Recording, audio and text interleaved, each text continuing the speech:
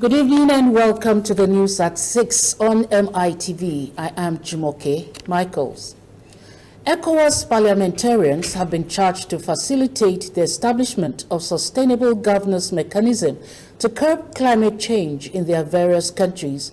The charge was made by the ECOWAS Commission's project coordinator and Climate Change Environmental Directorate, Raul Kouame, at the ongoing delocalized meeting of some committees of the ECOWAS Parliament in Bissau, Guinea-Bissau.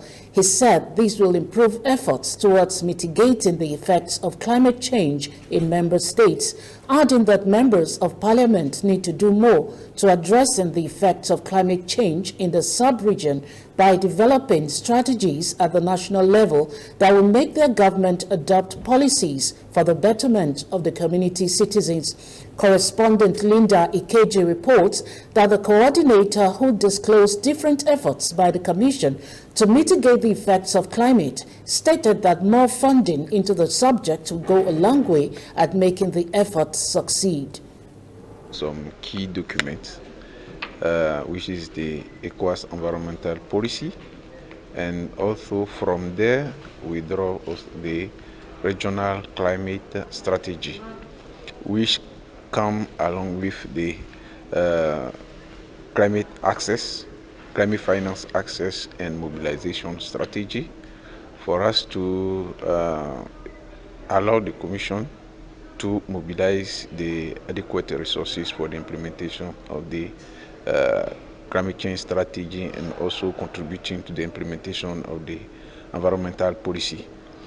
As you know, also for the implementation of such documents, we need to put in place some mechanism, take some law at the national level, where the MPs also the country will increase the budget allocation to the agriculture sector.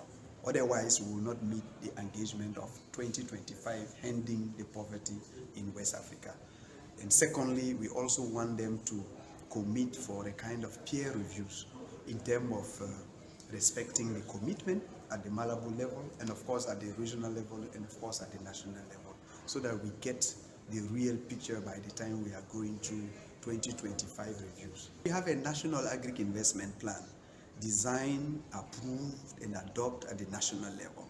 So it means that you will be giving necessary budget allocation on annual budgeting programming. If you don't do annual budgeting programming, then you will not meet it.